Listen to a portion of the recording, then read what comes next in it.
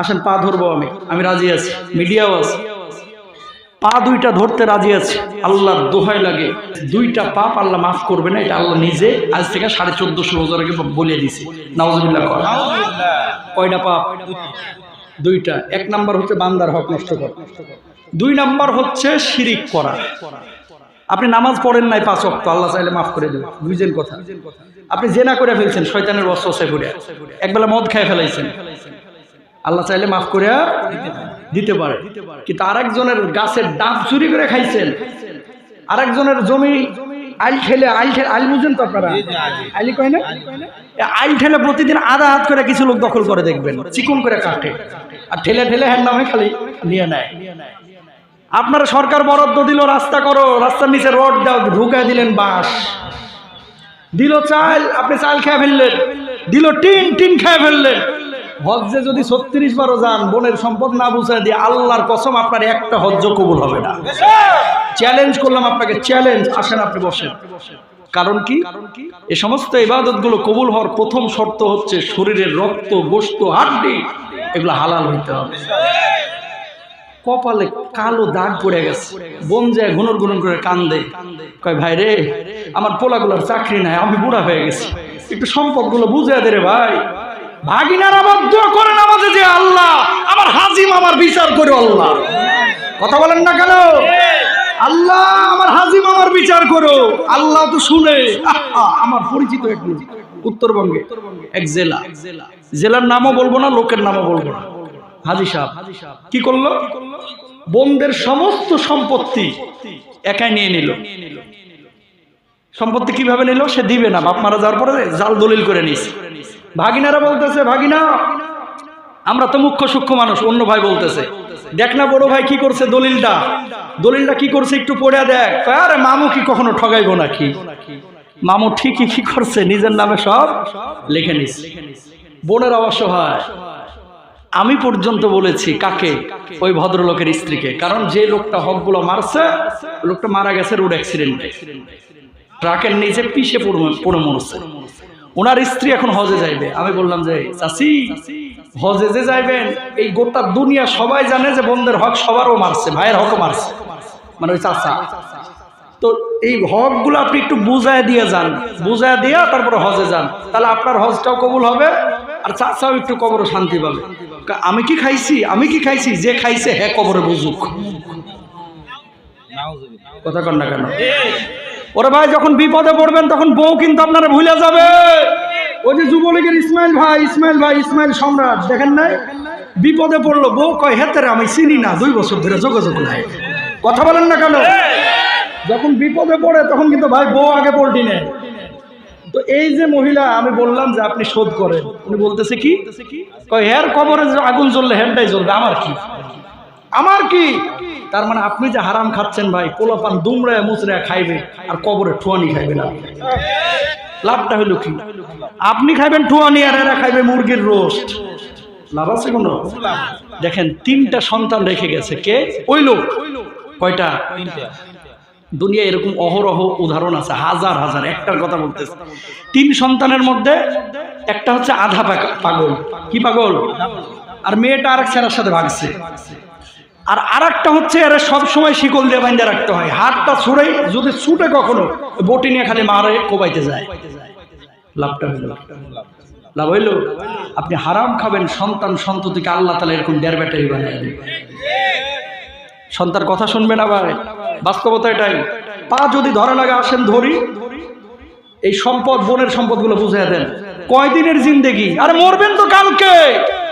কাপড়ের পকেট আছে নিয়ে যাইতে পারবেন? তাহলে কেন আপনি বুঝেন না? কেন বুঝেন না? ঋণ নিয়ে অনেকে ঋণের টাকা শোধ করতে চায় না। কেন? 80 টাকা যাইতে কুবায় মেরেলাম। পাওয়ার কথা কন না কেন? পাওয়ার টাকা দিতে চায় না। কয়দিন ঠগাইবেন আপনি? যাইবেন তো কবরে, কি জবাব দিবেন? কিয়ামতের ময়দানে বিশ্বনবী বলছেন, এক শ্রেণীর মানুষ হাস্যোজ্জ্বল চেহারা নিয়ে উঠবে। এরা নামাজ পড়তো, রোজা করতো, হজ করতো, জাকাত দিত। মনে রাখবেন, নামাজ, রোজা, হজ, জাকাত যে কোরআন আল্লাহ ফরজ করেছে, ওই কোরআন আল্লাহ বান্দার হক নষ্ট না করা, বোনের সম্পদ বুঝিয়ে দেওয়াকে আল্লাহ তাআলাই ফরজ করেছে। ঠিক কিনা? খালি নামাজ ফরজ, রোজা ফরজ, হজ ফরজ, জাকাত ফরজ, হজ তো মজা লাগে করতে, যায় ভালো ভালো খাওয়ান পাওয়া যায়, একটু ঘোরাঘুরি করা যায়, এলাকায় আসলে মানুষ হাজি কয় একটু আরাম আরাম লাগে, কথা বুঝলেন, আরাম আরাম লাগে। বোনের সম্পদ ভাইয়ের সম্পদটা বুঝাই দেন না কেন? ওই যে নিজের পকেট থেকে টাকা লাগে, এলাকার বুঝাইতে চায় না। খবরদার এই কাজ আমরা করব। বিশ্ব নবী সাল্লাল্লাহু আলাইহি ওয়াসাল্লাম বসে আছেন, এমন মুহূর্তে আল্লাহর নবী সাল্লাল্লাহু আলাইহি ওয়াসাল্লামের কাছে একটা লাশ আনা হলো। লাশ, আল্লাহর নবী বললেন কার লাশ? কয় অমুক সাহাবীর লাশ। আল্লাহর নবী সাহাবীদেরকে জিজ্ঞেস করছেন, ও সাহাবীরা কেন তার লাশ আমার কাছে নিয়ে এসেছো? সাহাবীরা বললেন, ওগো নবীজি, এই সাহাবীর লাশের জানাজার নামাজের ইমামতি আপনি করে দেন। নবীজি বললেন, আমি তার জানাজার নামাজের ইমামতি কখনো করব না। কয় কেন করবেন না? কৌশলে ঋণগ্রস্ত, ঋণ পরিশোধ করে নাই, অনেক ইচ্ছাকৃতভাবে ও যে উদাসীন হয়ে কাজ করেছে, এই জন্য আমি নবী তার জানাজার নামাজ পড়াবো না। বলুন নাউযুবিল্লাহ। কিয়ামতের ময়দানে আল্লাহ রাব্বুল আলামিন এমন কিছু মানুষ দেখা যাবে যে মানুষগুলো হাস্যোজ্জ্বল চেহারা নিয়ে উঠবে, মানুষগুলোর কনফিডেন্স এরকম থাকবে, আজকে আল্লাহ রাব্বুল আলামিন আমাদেরকে জান্নাত দিবে, কারণ নামাজ পড়েছি, রোজা করেছি, হজ করেছি, যাকাত দিয়েছি। আল্লাহ রাব্বুল আলামিন যখন ফেরেশতাদেরকে বলবেন, ও ফেরেশতা, এদের আমলগুলো চেক করো, এদের আমলগুলো চেক করো। ফেরেশতারা তখন বলবে, আল্লাহ, এই মানুষটা নামাজ, রোজা, হজ, যাকাত সব কিছুই করেছে, কিন্তু বান্দার হক নষ্ট করেছে। আল্লাহ, এর ব্যাপারে আমরা কি ফয়সালা করব?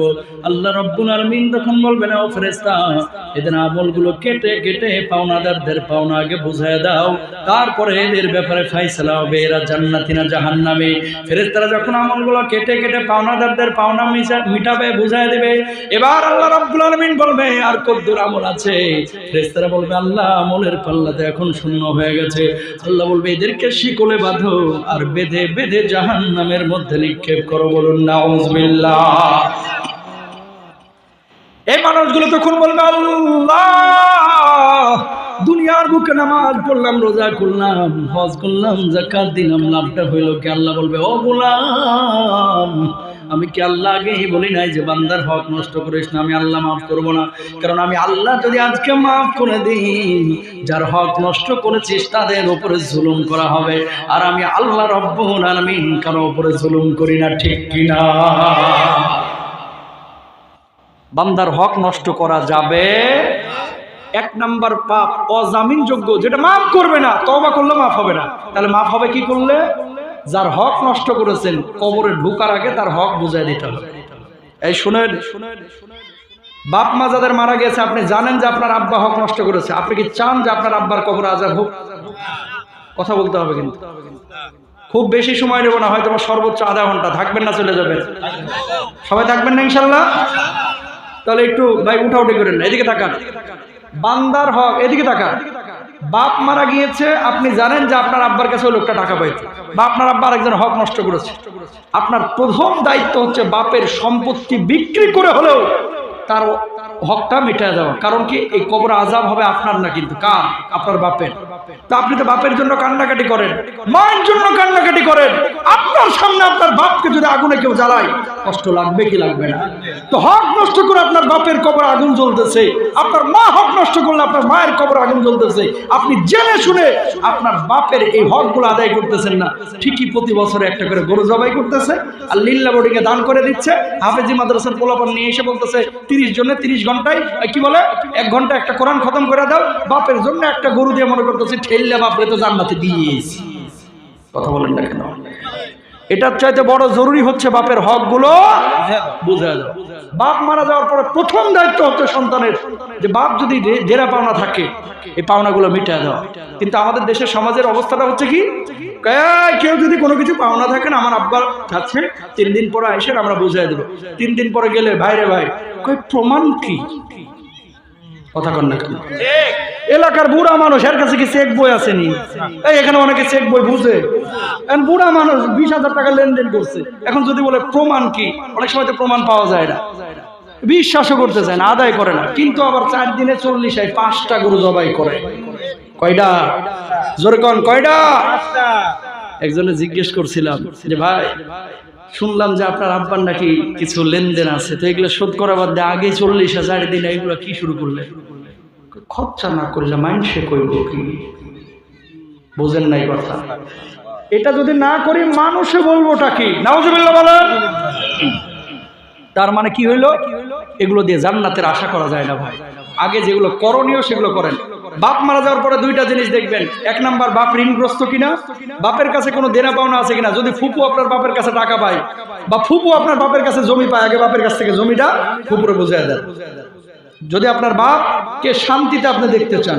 দুই নাম্বার, বাপ যদি ওসিয়ত করে যায়, ওসিয়ত করে গেছে কি যে এটা করিস সেটা করিস, কখনো এগুলো করিস না ওগুলো করিস না, যদি স্পেসিফিক ওসিয়ত বা নসিহত করে যায়, আপনাকে আদেশ করে যায়, অবশ্যই সেটা মানতে হবে, বাপের সম্পত্তি বেঁচে কিনা হইলেও। কিন্তু খবরদার এগুলো না করিয়া প্রথমেই ভাগ বাটোয়ারা করেন না।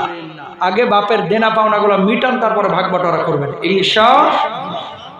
অনেক সময় সব বাপ তো আর খারাপ না, আলহামদুলিল্লাহ। বাপ সৎ ছিল, মারা গিয়েছে। মনটাই চাই যে বাপ যদি জীবিত থাকতো আজকে কিছু করতাম বাপের জন্য। হয় না এরকম? ঈদ আসছে, আল্লাহ বাবা যদি আজকে জীবিত থাকতো একটা শাড়ি, মা বাবাকে একটা লুঙ্গি কিনে দিতাম বা জামা কিনে দিতাম। মা যদি আজকে জীবিত থাকতো মাকে একটা শাড়ি কিনে দিতাম। কারণ কি, অনেক মানুষ বলে যে হুজুর এসে হাত ধরে কাঁধে জুমার পরে, তো হুজুর বাপ মা যখন জীবিত ছিল তখন বাপ মার খেদমত করতে পারি নাই হুজুর, আজকে পকেট ভরা টাকা আছে কিন্তু বাপ মা নাই, বাপ মা নাই, বাপ মার জন্য অনেক কিছু করতে মন চায় হুজুর, কি করব? আল্লাহর নবী বলছেন কি, নবীজির কাছে এক সাহাবী এসে বলছেন, ওগো নবীজি, আমার মা যখন জীবিত ছিল আমার সামর্থ্য ছিল না মায়ের খেদমত করার, এত পয়সা করে ছিল না, এখন আমার সামর্থ্য হয়েছে, ওগো নবীজি মনটাই চায় মাকে খাবারটা দিই, মনটা চায় মাকে কাপড়টা দিই, মনটা চায় মায়ের জন্য এটা কিনে নিয়ে এসি। ওগো নবীজি মাকে কবরে পাঠানোর কি কোনো তরিকা নাই, পদ্ধতি নেই? আল্লাহর নবী বলল, তোমার মায়ের বোনকে দাও, তোমার মায়ের বান্ধবীকে দাও, তোমার মায়ের কাছের মানুষগুলোকে দাও, তোমার বাবার ভাইকে দাও, তোমার বাবার বোনকে দাও, তোমার বাবার বন্ধু বান্ধবকে দাও। তুমি তোমার বাবার জন্য যেটা কিনতা সেটা যদি তাদেরকে পৌঁছাও, আল্লাহ রাব্বুল আলামিন তোমার বাপ মার কবরে আমল নামায় সেটা পৌঁছায়। এই জিনিসগুলো আমরা জানি না, কিন্তু জানলেও মানি না। আমরা জানি কি, মৃত্যু বার্ষিকী করতেই হবে। কথা কন না কেন? সারা বছর নামাজ পড়ে না, আর কিছু তো আছে শুকু মুন্সি, খালি শুক্রবারে নামাজ পড়ে। কথা কন না কেন? এই শুকু মুন্সি আছে না নাই সিরাজগঞ্জে? সারা সপ্তাহে নামাজ পড়ে না, খালি শুক্রবারে যায়, এগুলোর আমি কই শুকু মুন্সি। আর কিছু লোক আছে সবু মুন্সি, খালি শুক্রবারে নামাজ পড়ে। কথা কন না কেন? সবে বরাতে নামাজ পড়ে, শুক্রবারে নামাজ পড়ে, সবে কদরে নামাজ পড়ে। আর কিছু আল্লাহর ওলি আছে ভাই, বিশ্বাস করেন, সারা বছর নামাজ পড়ে না, খালি 2 ঈদের নামাজ পড়ে। কথা কন না কেন? এই সমস্ত নামাজিগুলো যারা 2 ঈদের পরে দেখবেন বগলের নিচে যায় নামাজ লাগায়, চোখে সুরমা লাগায়, একেবারে সেদিন ফরফর করে যায়, একেবারে ইমামের পিছনে সামনে দাঁড়াইবে। কেন? ও জানেই না যে ঈদের নামাজ হচ্ছে ওয়াজিব বা সুন্নাত। তোর ফজরের নামাজটা ছিল ফরজ, তুই ফজর না পড়ে ওয়াজিব নিয়ে টানাটানি করলি, এজন্য লুঙ্গি খুলে মাথায় পাগড়ি বাঁধার মতো। কথা বলেন না কেন? নিচে লুঙ্গি নাই, ওই লুঙ্গি খুলে কি করছে, মাথায় পাগড়ি বাঁধছে, নিচ খোলা। কি রে পাগড়ি বান্ধা কি? কই সুন্নত, তোর নিচ যে ফরজ খুলে রয়েছে। নাউজুবিল্লাহ কন না। এরকম লোক আছে না? বাপ মারা গিয়েছে, এই সমস্ত কাজের কোনো খবর নাই, কোনো ধার ধারে না, নিজে নামাজ পড়ে না, আচ্ছা শুধু হুজুরের 500 টাকা দিয়ে, হুজুর একটু বাপের লেগে দোয়া করে দেন। বাপ মরছে তোমার, আর হুজুরে দিয়ে কান্দাইতেছো ভাড়া করিয়া। কথা বলেন না কেন? হুজুরের চোখের পানি এটা অনেক সময় মেকি পানি, আপনি বাধ্য করেন হুজুরকে, তাই হুজুর করে। আরে আপনি আপনার বাবার জন্য কাঁদেন, ওয়ালাদুন সালিহাইয়াতুহুলা। নবীজি বলেছেন, কোন সন্তান যখন বাপ মায়ের জন্য এভাবে কান্না করে, আল্লাহ তাআলা ওই বাপ মার কবরের আযাবগুলোকে মাফ করে। শর্ত একটা, সন্তানকে সৎ হইতে হবে। সন্তানকে কি হইতে হবে? সৎ হইতে হবে। আমার মসজিদে ভাই এগুলো আমার কাছে কেউ সাহসও করে না। কেন? আমি বলেই দিচ্ছি, আমি একবারে স্পষ্ট কথা বলে দিয়েছি, আগে নামাজ কালাম পড়েন, তারপরে দোয়া চাই। আপনি নামাজ পড়বেন না, আল্লাহ বলছে তুই তোর বাপের লাগে দোয়া কর, তুই তোর মায়ের জন্য দোয়া কর। আর হুজুরে 200 টাকা দিয়ে একেবারে হুজুর দোয়া করতেছে, আর ফরফরে জান্নাতে একেবারে ঠেলে ঢুকাই দিতেছে। আল্লাহ এই সমস্ত জিনিসগুলো আমাদেরকে বুঝদান করুক, আমিন বলেন। ও ভাই, এই কথাগুলোকে আমি মিথ্যা বলতেছি? আকিকা দেয় না সন্তান হওয়ার পর, বুঝেন? ইন্নাল গুলামা মুরতাহানুন বিআকিকাতি। কিছু লোক আছে এখন আলটা ফ্যাশন দেখায়, তারা বউগুলো মডেল আর জামাই হচ্ছে আলগা মডেল। আলগা মডেল বুঝেন নাই? শিক্ষিত না, ভাব নেই, হ্যাঁ একেবারে ঢাকা বিশ্ববিদ্যালয়ের টিচার। আকিকা দেয় না, জন্মদিনে 2 লাখ টাকার পার্টি করে। কথা বলেন না কেন? আকিকাটা এখনো দিল না, অথচ নবীজি বলছে আগে আকিকা দাও। জন্মদিন তো তোমার জন্য জায়েজই নাই। জন্মদিন মৃত্যুদিন বলে ইসলামে কোনো দিন নাই। ইসলাম যেভাবে বলেছে সেভাবে চলতে হবে ইনশাআল্লাহ। সুতরাং বাপ মা যাদের মারা গিয়েছে, যদি বাপ মাকে কোনো কিছু দেওয়ার ইচ্ছা থাকে আপনার আত্মীয় স্বজনকে দেন, বাপের ভাই চাচা অথবা আত্মীয় স্বজন বন্ধু বান্ধব তাদেরকে দেন, তাহলে এই সওয়াবটা আল্লাহ তাআলা আপনার বাপের আমলনামায় পৌঁছে দেবে। সুবহানাল্লাহ। আহা, ইসলাম কত সুন্দর রে ভাই, কত সুন্দর। আজকে আমার মসজিদে 20 কেজি জিলাপি নিয়েছে একজন, হুজুর একটু জিলাপিটা বিতরণ করে একটু দোয়া পড়ায় দেন। তো এগুলো তো ইমাম সাহেব ম্যানেজ করে। আমি বললাম কিসের দোয়া? কয় একটু মিলাদ পড়ায় দোয়া করে দেন। আমাকে দোয়া প্রতিদিন যেমন হয় আজকে এইভাবেই হবে। এখন জিলাপি আপনি কিভাবে বিতরণ করবেন এটা আপনার ব্যাপার। কথা শুনেন, আমরা না অনেক কিছু আগে হয়ে আসছে, এখনো আমাদেরকে করতে বাধ্য করতেছে। যদি বলা হয় যে ভাই এগুলো করেন না, কই নতুন নতুন মুন্সি, নতুন নতুন ফতোয়া। কথা বলেন না কেন? ফতোয়াও নতুন না, মুন্সিও নতুন না। ভাই আগে জানতেন না, এখন জানলেন। মানা না মানা আপনার বিষয়। আপনার কি কেউ কোনো হুজুর কি বাধ্য করবে? না। টাকা নেই দিকে একটা জায়গা যদি এখানে কিনেন, ধরেন 5 কাঠা জায়গার দাম 10 লাখ টাকা। কয় লাখ? 10 লাখ। আপনি যাইয়াই কি জায়গাটা কিনেন, নাকি ভেন্ডার দিয়ে এই জায়গাটা তদন্ত করান মিনিমাম 30 জনের কাছে, ঠিক কিনা? তারপরে জায়গাটা কিনেন। কেন? জায়গা কিনা যেন 10 লাখ টাকা ধরা না খেয়ে যায়, ঠিক কিনা? এই সিরাজগঞ্জের তারাশের যে মানুষগুলোকে আল্লাহ জান্নাত দিবে, মিনিমাম যে জান্নাতটা দিবে এটা হচ্ছে 10টা পৃথিবীর সমান। সুবহানাল্লাহ। 10 লাখ টাকার জায়গা কেনার জন্য আপনি 13 জন আর 30 জন ভেন্ডার নিয়োগ করে তারপরে জায়গা খুঁজে এই যাচাই করেন ব্রিটিশ পিরিয়ডে মালিককে, পাকিস্তান পিরিয়ডে মালিককে, বাংলাদেশ স্বাধীনের পরে মালিক কয়জন চেঞ্জ হয়েছে, সব দেখে শুনে নিখুঁত জায়গা আপনি কিনেন। কেন? ধরা যেন না খায়। তো যে আমল করে আপনি জান্নাতে যাবেন, 10টা পৃথিবীর সমান জান্নাতে, ওই আমলটা করার আগে একটু তদন্ত যাচাই বাছাই করবেন না? কথা কন না কেন? ওই জায়গার জন্য তদন্ত করেন, তো যে আমল করে জান্নাতে যাবেন এটা তদন্ত করবেন না? আলেম ওলামার কাছে, হুজুরের কাছে একটু জিজ্ঞেস করবেন না? অবশ্যই করতে হবে, ঠিক না? আল্লাহ বুঝদান করুন। এক নাম্বার অজামিনযোগ্য অপরাধ, যেটা আল্লাহ ক্ষমা করবে না। এই কারণে বহুত মানুষ কি যাবে? জাহান্নামে যাবে। আহা, উমর ইবনে আব্দুল আজিজ রাহিমাহুল্লাহ, উনি যখন রাষ্ট্রনায়ক, খেয়াল করেন, ওমর ইবনে আব্দুল আজিজ যখন রাষ্ট্রনায়ক, তার কাছে রাষ্ট্রীয় কোষাগারে কিছু আপেল আসলো। আপেল আসলো। ছোট্ট সন্তান ছিল, এই সন্তান জীবনে কখনো আপেল দেখে নাই। খলিফার সন্তান একটা আপেল নিয়ে আপেলের উপরে কামড় বসায় দিয়েছে। যেমনি কামড় বসাইছে, খলিফা দূর থেকে দেখে দৌড়ে এসেছে, কয় সন্তান তোর মুখের মধ্যে কি? কয় আপেল। সঙ্গে সঙ্গে মুখটা ফেড়ে মুখের মধ্যে আঙ্গুল ঢুকিয়ে ওই গলা থেকে আপেল টেনে বের করেছেন। বলুন আল্লাহু আকবার। ছোট্ট মানুষ কাঁদতে লাগলেন। প্রাণের স্ত্রী দৌড়ে আসলেন। স্ত্রী আসার পরে বললেন, ও প্রাণের স্বামী, এইটা আপনি কি কাজ করলেন? ছোট্ট মানুষ একটা আপেলের উপরে কামড় দিয়েছে, তাতে কি হলো? মুখ থেকে এভাবে আপেলটা টেনে বাইর করলেন কেন? ওই খলিফা জবাব দিলেন, আমার কাছে যে আপেলগুলো এসেছে, আপেলের মালিক আমি না, এই আপেলের মালিক হচ্ছে রাষ্ট্রের নাগরিকরা। আমি যদিও রাষ্ট্রনায়ক, রাষ্ট্রের নাগরিকদের অনুমতি ছাড়া এই রাষ্ট্রীয় সম্পদ আমি আমার সন্তানের মুখে তুলে দিতে পারি না। বলুন আল্লাহু আকবার। এই জন্য আমি আমার সন্তানের মুখ থেকে আপেল বের করেছি। আমি আল্লাহ রাব্বুল আলামিনের কাছে কি জবাব দিব? এই একটা কামড় যে আপেলের উপর বসাইছে, কি জবাব দিব? যদি আল্লাহ আমার কিয়ামতের ময়দানে ধরে যে আপেল যে খাইলো তুই কেন বাধা দিলি না? ও ভাইরা আমার ওমর ইবনে আব্দুল আজিজ বলতেছে, আমার সন্তান আপেলের উপরে যেন কামড় বসায় নাই, জাহান্নামের আগুনের উপরে কামড় বসাইছে। বলুন আল্লাহু আকবার। কি ছিল তাদের আমানতদারিতা? একটা আপেল মুখ থেকে টাইনা বাইর করছে, যেন কলিজা টাইনা বাইর করছে। আল্লাহু আকবার বলেন। কয়েকজন গভর্নর ওনার কাছে আসলেন, ওমর ইবনে আব্দুল আজিজকে বললেন, ওমর, আমাদের কিছু হিসাব নিকাশ আছে। গভর্নর মানে এমপি। হিসাব নিকাশের জন্য ওমর ইবনে আব্দুল আজিজের কাছে যখন হাজির হইল, ওমর ইবনে আব্দুল আজিজ বললেন, ঘরের বাতি জ্বালাও। রাষ্ট্রীয় বাতি, রাষ্ট্রের তেল, রাষ্ট্রের ওই কইলটা জ্বালানো হলো। ওমর ইবনে আব্দুল আজিজের সামনে যখন গভর্নররা হিসাব পেশ করছেন, ওমর ইবনে আব্দুল আজিজ হিসাব নিকাশ যখন শেষ হয়ে গেল, একজন গভর্নর বলতেছে, আপনার বাড়ির কি অবস্থা, বউ বাচ্চা কেমন আছে, আপনি কি ভালো আছেন? ওমর ইবনে আব্দুল আজিজ জবাব দিল, এই মুহূর্তে বাতিটা নিভে দাও, তারপরে তুমি জবাব পাইবা। গভর্নররা জিজ্ঞেস করছেন, কেন আমরা এই মুহূর্তে বাতি নিভাবো, এতক্ষণ তো বাতি জ্বালানো ছিল? এতক্ষণ যত কাজ হয়েছে কাজগুলো রাষ্ট্রীয় কাজ, রাষ্ট্রের বাতি জ্বালায়া ব্যবহার করে আমি দিয়েছি, জবাব দিয়েছি, কিন্তু আমার ব্যক্তিগত প্রশ্নের জবাব আমি রাষ্ট্রের তোয়েলার বাতি জ্বালায়া তোমার দিতে পারি না। বলুন আল্লাহু আকবার। কি আমানতদারিতা বুঝতে পারছেন তো? এক বৃদ্ধ ফকির আসছে, আসার পর বলছে, এই খলিফার বাড়ি কোনটা গো? ওই যে খলিফার বাড়ি। বুড়ি দিছে দৌড়, কেন? ভিক্ষা নেওয়ার জন্য। আবার বুড়ি ইউটার্ন নিছে, দৌড়ে আসছে, কি রে ভিক্ষা নিলে না? কয় না, ভিক্ষা নিই নাই। কেন? কয় তোর খলিফার যদি ভিক্ষার প্রয়োজন হয় তাহলে আমারে বলিস, কারণ ওর বাড়ির যে অবস্থা দেখলাম এর চাইতে আমার বাড়ি আরো সুন্দর, এই অবস্থা দেখে আমি ভিক্ষা চাওয়ার সাহসই পাই নাই। আল্লাহ,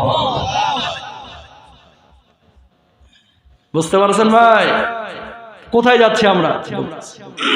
কোথায় যাচ্ছি?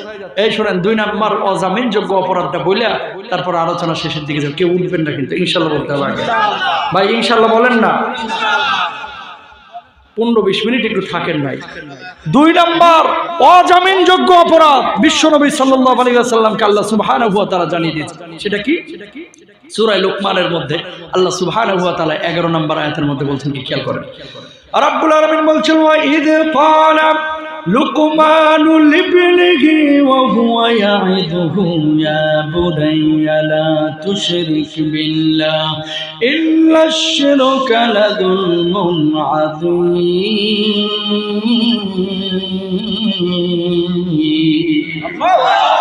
আল্লাহ রাব্বুল আলামিন বললেন, খবরদার আল্লাহর সঙ্গে কাউকে শরীক করো না, আল্লাহর সঙ্গে শরীক করো না। আল্লাহ রাব্বুল আলামিনের সঙ্গে শরীক করা এটা অত্যন্ত গর্হিত কাজ, বড় সড় গুনাহের কাজ। লোকমান আলাইহিস সালাতু ওয়াস সালাম তার সন্তানদেরকে এই কথা বলেছেন, আপনাকে আল্লাহ রাব্বুল আলামিন এই কথা জানিয়ে দিয়েছেন, যদি শিরিক করেন আপনার আমলগুলো নষ্ট হয়ে যাবে, আপনার নামাজ কবুল হবে না, আপনার রোজা কবুল হবে না, আপনার হজ কবুল হবে না, আপনার যাকাত কবুল হবে না। লা ইন আশরাকতা লা ইয়াহবাতান্না আমালুকা ওয়া লা তাকুনান্না মিনাল খাসিরিন। যদি আপনি শিরিক করেন সঙ্গে সঙ্গে আপনার পূর্বের আমলগুলো নষ্ট হয়ে যাবে। বলুন নাউযুবিল্লাহ। সন্তান দেওয়ার মালিক কে? খাওয়াচ্ছেন কে? অনেক মানুষের বাচ্চা কাচ্চা হয় না, বিভিন্ন দরবারে যায়, ওলিয়া উলিয়ার মাজারে যায় সন্তান চাওয়ার জন্য, আছে না নাই? বাবারে, সন্তান কোন ওলিয়া উলিয়া দিতে পারে না, হুজুর দিতে পারে না, খতিব দিতে পারে না, বরং সন্তান দেন আমার আল্লাহ। ইয়াহাবু লিমান ইয়াশাউ ইনাসান ওয়া ইয়াহাবু লিমান ইয়াশাউ